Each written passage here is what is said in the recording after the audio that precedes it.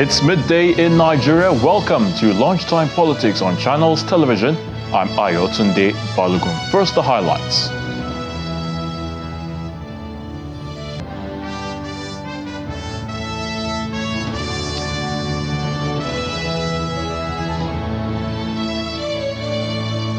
President Bola Tinubu assents to the Defense Industries Corporation of Nigeria Bill 2023 to repeal previous iteration contract.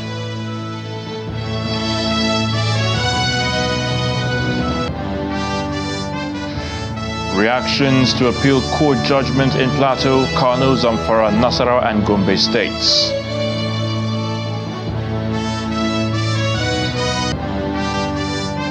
Plus, Labour Party in Imo State continues its protest at the INEC headquarters, Abuja.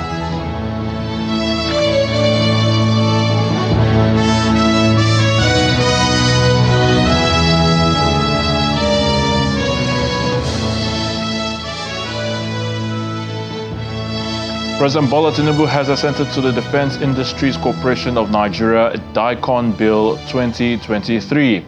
A statement by the Special Advisor to the President, Ajuri Ngelale, adds that the Defense Industries Corporation of Nigeria Act 2023 repeals the previous iteration of the Defense Industries Corporation of Nigeria Act. Now, the Act, amongst other duties, empowers the Defense Industries Corporation of Nigeria to operate, maintain and control subsidiaries and ordnance factories to manufacture, store and dispose of ordnance and ancillary stores and material.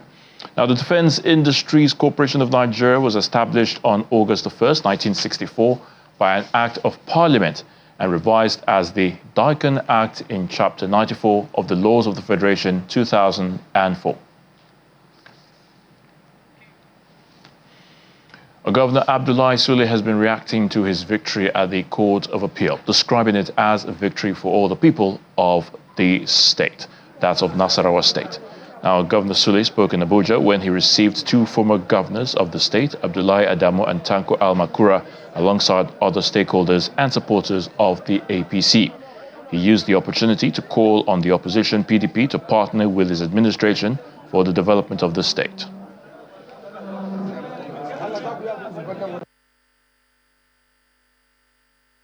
I want to use the opportunity to also congratulate our opponents for their doggedness. They have done their best, but their best has come to the point where it is at this moment. So I want to call on them that if they truly love Nasarawa State, this is the time for them to come and partner with us, because they can see clearly that we mean well for Nasarawa State. They can see clearly that we have a plan for Nasarawa State. They can see clearly that our plan and our wisdom has nothing to do with ethnicity and has nothing to do with religion. We love the good people of Nasarawa State irrespective of their ethnicity and their religion.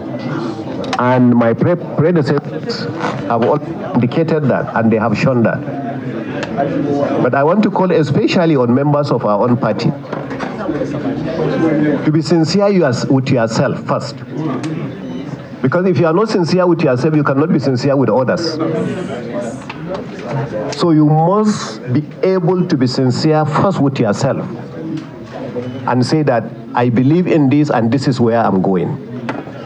I believe very strongly that what has happened to us at the tribunal is a wake-up call for us. If it had not happened, maybe we will not all be awake at this moment. Meanwhile, the People's Democratic Party, the PDP in Nasarawa State, has disagreed with the judgment of the Court of Appeal that invalidated the decision of the Election Petition Tribunal, which sacked Governor Abdullahi Sule and declared the candidate of the party, David Ombugadu, as the duly elected governor. In a statement issued by the state chairman of the party, Francis Orogu, the party's legal team has identified significant grounds for appeal that they believe warrant a review of the judgment by the Supreme Court. He adds that the party is filing an appeal to the Supreme Court seeking a fair and thorough review of the judgment of the Court of Appeal and have confidence in the legal system and are optimistic that justice will prevail. They say that the PDP in Nasarawa State remains committed to upholding the democratic process and ensuring that the voice of the people is accurately represented.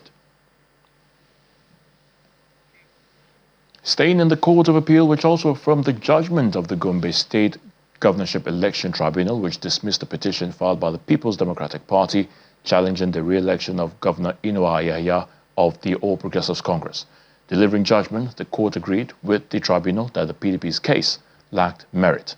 Mohammed Jibrin Barde of the PDP had approached the tribunal insisting that the election of the governor did not comply with the provisions of the Electoral Act.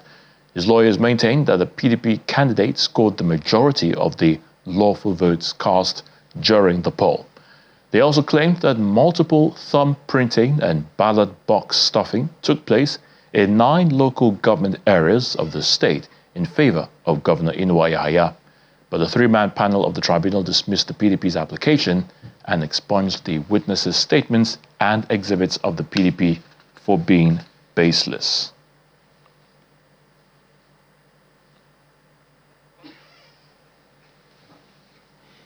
Now, reactions to the court judgments on election outcomes and governors elected on the platform of the PDP have expressed concern over recent verdicts by the Election Petition Tribunal and the Court of Appeal for Plateau and Zamfara states. Chairman of the PDP Governors Forum, Governor Bala Mohammed, told journalists after a meeting of the governors in Abuja that the judgments regarding the governorship elections in both states are only a temporary setback. They restated their confidence in the ability of the Supreme Court to serve justice in the affected states. The meeting reviewed the recent judgments of the Court of Appeal concerning governors of various states and noted the mixed outcomes. As a forum, we once again restate our overall confidence in the judiciary to do justice. We believe that the Supreme Court will do justice in the cases where we recorded temporary setbacks like Zamfara and Plateau states. The meeting also reviewed the off-season elections in Kogi, Bayelsa and Imo states. We support the decision of INEC to investigate the allegation of existence of pre-filled result sheets even before elections started in some places to ensure the confidence of the people in the electoral process.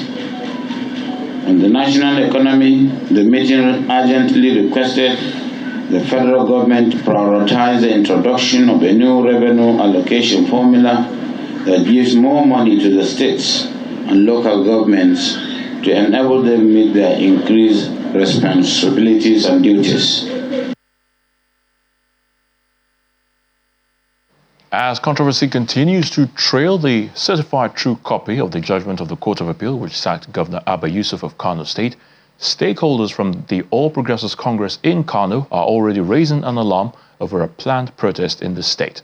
Addressing a news conference at the headquarters of the party in Abuja, the Director General of the Gawuna Garo Campaign Organization, Mr. Rabiu Suleiman Bichi, says members of the New Nigeria People's Party, the NNPP, are planning to attack key APC members on Saturday during its mass protest. That included unleashing of violence. Sensing defeat, the NNPP resorted to threatening to kill the judges of the tribunal should the verdict of the court eventually be announced and not in their favor. The threats by the NNPP government's cabinet members included, among others, the Secretary of the State Government, that is Mr. Bapa Bichi, forced the tribunal to deliver its judgment via Zoom for fear of their lives. The NNPP government then resorted to sponsored street protests, including embarrassingly the one held in London, on which millions of naira were said to have been spent. The aim of the protest to further instill fear in the mind of the people failed, as only a few attended. Senator Rabi Musa Konkoso came back to Kano on Sunday. where he held a meeting of the party stakeholders, at the end of which they came up with a line of activities that included unleashing of violence to not only eliminate the APC in Kano, but also to make it ungovernable in the event of Supreme Court judgment in favor of APC. We have it from reliable sources that they are planning a mass protest on Saturday, during which key figures of the APC will be targeted, if possible, to eliminate them. It is on this note that we call the Kano State Police Command and other security agencies to be alive to their responsibilities and take appropriate measures to avoid loss of lives and properties. All right, right about now, joining us for this discussion as we take a look at the recent court judgments in Plateau, Kano, Zamfara, Nasarawa, and of course in Gombe State. We're being joined on the program Lunchtime Politics by our guest from our Abuja studios, Mr. Matthew Burka, who is a senior advocate of Nigeria. Great to have you on the program, Lunchtime Politics. Thank you very much. All right, very quickly, let's start by looking at the recent judgments of the Court of Appeal, which already has generated some controversies. What are your thoughts, considering the fact that before now it was made clear by the Appeal Court or the President of the Court of Appeal that there will be two jurisdictions, that's in Abuja and Lagos, for cases to be heard in order to address issues of inconsistencies. But then we have this peculiar situation as it affects Kano. And of course, I'm sure you're aware of the typo error in the CTC documents, which is different from the oral judgment delivered. Let's start with that situation. Well, before I address the issue of Kano, let me just state very briefly, because there has been a whole lot of these discussions going on. There was a reason why framers of the Constitution decided that election petition tribunal should exist. The whole essence is that where you go into an election and you are not satisfied with the outcome of the election, particularly where you feel that there has been infraction, there has been non-compliance with the law, you approach the court instead of hitting the streets. So the idea of having the tribunals and the court decide these issues was to avert violence that would have erupted where people resort to self-help. So I just like to point that out so that we know where we are coming from. Because I have heard a whole lot of arguments by people, there will be no need, there's no need for the court or all of that. That will be calling for anarchy and violence. Let's keep that aside. Now, the question you have asked as it relates to Kano, I have read the Kano's judgment from the beginning to the end. And the Court of Appeal has come out to say what happened in the last page of the lead judgment was an error. And I've read the entire lead judgment. I've read the concurring judgments of the two other justices. And it is clear to me that, yes, those expressions, we are clearly inadvertent. Because what you would see in the lead judgment is that there was a mix-up of where you're supposed to have appellant, you have respondent, then respondent appellant, where you're supposed to say, okay, judgment has been affirmed, they say judgment has been set aside. But if you look at the decision, the judgments of the two other concurrent justices, you discover that they clearly stated that they affirmed the decision of the trial tribunal and they dismissed the appeal. So for me, looking at those two judgments of the other justices and juxtaposing it with that of the lead judgment, I think I believe what the Court of Appeal said, that it was clearly an error. And if you understand what is happening presently in the appellate court, the volume of work and the traffic that these justices have to deal with, sometimes you just have to you pity them, and such human errors are most likely to occur. Because for even we as lawyers, we make mistakes. You go to court and you make application to correct them. The court will oblige you because they know that, look, there are human inadvertence, there are errors that happen. So if we as lawyers can make mistakes and get the court correct them, why shouldn't we understand with the court when, due to pressure of work, you have such mistakes that have come up? And parties have said they are going to the Court of Appeal. The Court of Appeal will deal with that. They are going to the Supreme Court. The Supreme Court will deal with that. And in dealing with that, the Supreme Court will look at the entire judgment and then make a profound statement as to what they think. Is it an error? Is it not an error? We are just speaking based on the opinions that we can give based on the judgment that we have read also. All right, I'm going to come back to the issue of the Supreme Court because it appears they'll have a big role to play in some of these issues we were talking about. But let's look at the situation in Plateau. We already have a case of a winner of the election not validly nominated in all the 17 local government areas, according to the ruling. And of course, it means that all the votes given to the PDP candidate who won the election, Caleb Mutwang, is now seen as wasted. So the issue now is this a case, or is this a case of a pre-election or post-election matter? And of course, the Supreme Court again perhaps may have to come into this. Now, you may have to excuse me as it relates to Plateau, Benue, and Nasarawa, because I'm involved as counsel in all these cases.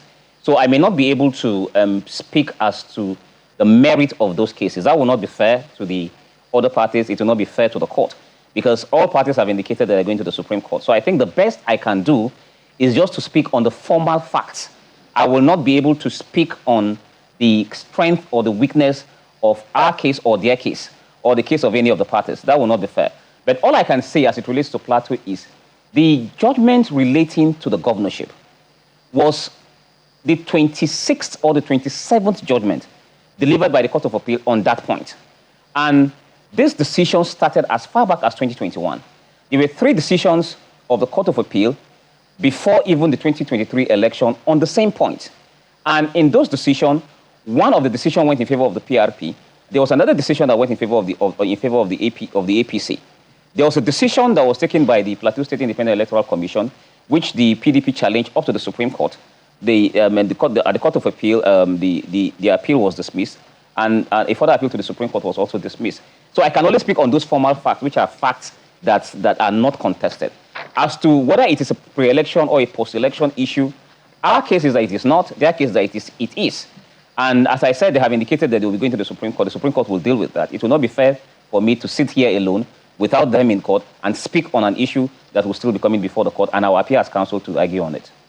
All right, very well. So what about the situation in Zamfara State, a case of inconclusive governorship election, and of course a rerun has been called for 3 local government areas, a situation of which was already contested by the PDP that won the election with Dauda Lawal as the candidate. Do you see a situation where there won't be need to head back to the courts after the rerun has been conducted? And I ask this because, voters more often than not go out to cast their ballots, but then it appears the courts are now overturning results of ballots via oral judgments, which sometimes leads to unrest in some of these states. Are you concerned about that? Well, that was why I prefaced my interview today by stating the reason behind the establishment of those courts.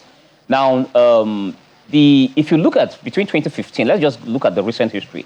Between 2015 and 2023, you can count the number of gubernatorial elections that were overturned by the Supreme Court. In 2019, there were 3. There was the case of Imo, there was the case of Bayelsa, there was the case of Zamfara, and there was also partly the case of Rivers. In all of these cases that I've mentioned, you discover that it was good for some parties. I mean, it was good for one party and not good for the other party. What do I mean? In all of these cases, Imo went to APC, Zamfara the whole of Zamfara went to PDP, the whole of Bayelsa went to PDP, and all of that. So the point I'm making is you had 4 cases out of 36. Now, that cannot be termed in terms of statistic or in terms of percentage to be that the court is upstaging or the court is upturning the popular will of the people. What the court is supposed to do is to determine what is the real popular will. And what do I mean by this? If a party comes to court to say, well, I won an election, but another person was declared, and the court finds that the person actually won and not the person that was declared, that is not upturning the will of the people. That is actually sustaining and giving the people what they actually voted for. Now, the issue of Zamfara is quite interesting. You have said something. Parties again have indicated they are going to the Supreme Court. I've read that also. And you have asked a very important question, which is at the end of the rerun, if there is a declaration, can any of the parties challenge it? Of course, because at that point, any of the parties can still challenge, any of the parties that feel aggrieved by the conduct of INEC or the conduct of the other party, which affects the outcome of the election, and challenge that aspect of the rerun, which the court has ordered, and then places evidence before the court. But in all of this, let's not forget something. We are still at the appellate court stage, at the Court of Appeal stage. All of this will get to the Supreme Court. And until it gets to the Supreme Court, it is not yet uhuru for any of the parties until the Supreme Court makes a pronouncement. So the idea of the court overturning victories can only be said now as it relates to the the National Assembly, the National and State Houses of Assembly. And even at that level, what you would see is that it has been good it has been good and bad for all political parties. So in terms of percentage, you may say, well, some have had more cases in their favor than others. But it is a thing that applies to all political parties. And let's wait for the Supreme Court. When the Supreme Court finally speaks, we'll now be able to take a statistic as to the number of cases that are filed and how many of such cases were determined. Before now, I need to say this. Before now, people will tell you that once you are declared, there is no need for you to go to court because the court will not overturn any victory. Now the courts are overturning certain victories, and we're complaining again that the court should not do it. So oftentimes we say the judiciary, permit me if I should come in there, I'm not sure if we lost you from that, but of course, let me just ask this question, and that has to do with the judiciary itself. Oftentimes we say it is the last hope of the common man, but then it appears the criticisms for that arm of government is indeed getting louder, especially from the opposition political parties who say some of the judgments are quite politically motivated, and our interpreters of the law are falling into the murky waters of corruption. Where do you stand on the performance of our judicial system? Is the integrity and accountability of the judiciary greatly threatened? Should we be really worried at this point? Well, I think we should be careful as to how we discuss court cases in the social space, especially court cases in which we are not involved or in judgments of which we have not read. There's a tendency of having people praise the judiciary to the high heaven when things go their way and bashing the judiciary when it does not go their way. We have seen instances in this country, people who have benefited massively from the judiciary and praise the judiciary at that point, turning around to blast the judiciary now only because judgment have not gone their way. So I think that each case must be determined based on the peculiar facts of that case. So we can discuss on a case-to-case basis. We can't discuss generally, because if in discussing generally, we may miss the point. In fact, we are most likely going to miss the point, because you will not be discussing based on the peculiar facts of each case. You'll be discussing based on the perception of the person speaking, and I don't think that is right. Yes, you said something about the judiciary being the last hope of the common man. It continues to remain the last hope of the common man. And what is the definition of a common man as it relates to the judiciary? If you're the president of Nigeria today, certainly you may not be seen as a common man. But if your case is to be determined by court at that particular time, you are a common man.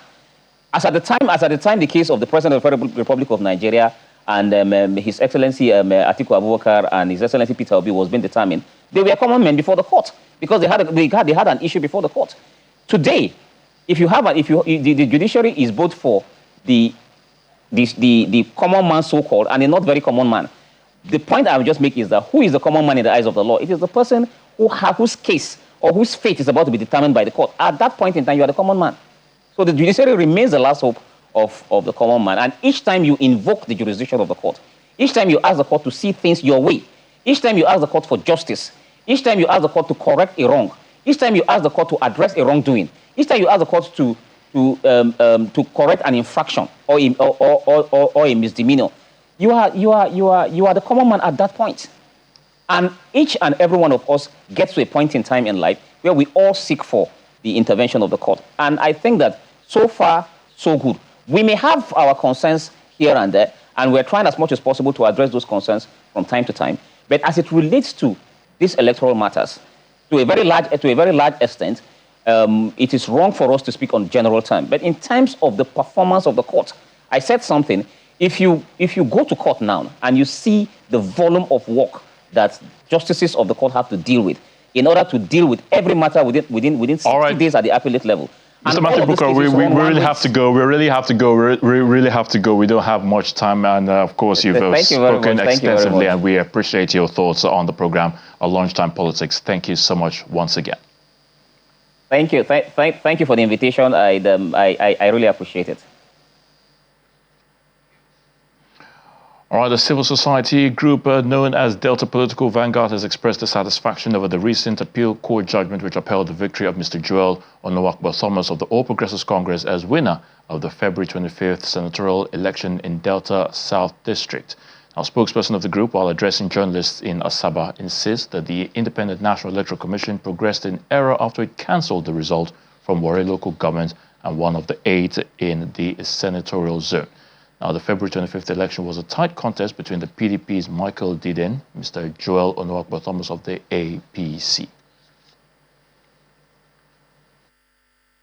I believe that you cannot cancel a whole local government where we have about 12,000 votes just because of a victory margin of 2,229. It is an aberration, and it is not going to be accepted by all men of good conscience in Delta State and in Nigeria. So we are here to express our disappointment on the judgment of the tribunal, and I must say I am indeed saddened by what took place February 25th during the senatorial election. The same presidential election where they voted for the senator, they also voted for House of Rep. They were able to collect that same result for the presidential candidate and also for the House of Rep candidate. And that same election, it is only the senatorial election that was voided, while the one for the president and the House of Rep was used. Even when members of the Labour Party in Imo State, led by the party's candidate in the state governorship election, Senator Athan Ochonu, staged a protest at the headquarters of INEC in Abuja. Now, the Labour Party governorship candidate is demanding for the CTC documents of the election result as conducted by INEC and announced by INEC, of course, in Imo State. Now, the protesters allege that the results announced by the commission is different from what the electoral umpire has on its server.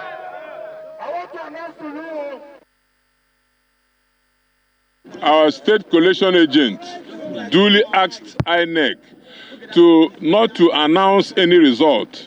That collation started very early that day, even while voting was going on. Uploading to the portal, to the IRF, had started while even voting was taking place, was still ongoing. So how did that happen? That they should go to their back-end server and confirm the results they were about to announce, that they are not correct. So INEC refused to do that. That returning officer insisted, because you could see that he had an agenda. So we duly wrote to INEC asking them to review that election that they are not supposed to announce. They hurriedly announced that election, even before the 7 days that we allowed for review had passed. So INEC now, we wrote on Monday, we asked them, give us access to the same results that you claim that we lost, that you declared. Up till today, as we speak here, we have not received a permission to collect the CTCs of that election. So we are asking that we are going to march into INEC now, since they don't even want to talk to us. And that's Lunchtime Politics. Many thanks for watching. I'm Ayotunde Balogun.